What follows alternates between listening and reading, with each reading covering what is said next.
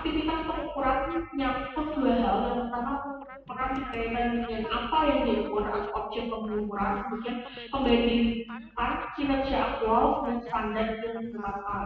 Jadi menetapkan alat ukur. Kemarin kita belajar alat ukurnya contohnya garis pernah. Kemudian nanti teman-teman bisa belajar mengenai target costing, kemudian activity costing atau activity management di akuntansi manajemen. Nah itu salah satu beberapa contoh dari alat ukur. Kemudian membandingkan atau comparing merupakan proses membandingkan kinerja aktual dan standarisasi kinerja dengan berbagai tujuan yang telah ditetapkan. Yang terakhir itu adalah perbaikan kelanjutan atau continuous improvement, itu yang keempat. Jadi ditambahkan sendiri ya, karena di sini cuma ada tiga.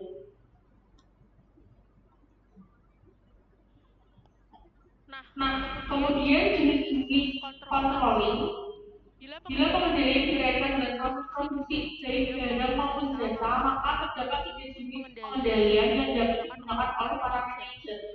Yang pertama itu ada feed forward control, kemudian concurrent control, dan dispute control. Nah, kita akan satu mengenai jenis-jenis pengendalian menurut proses produksi barang maupun jasa.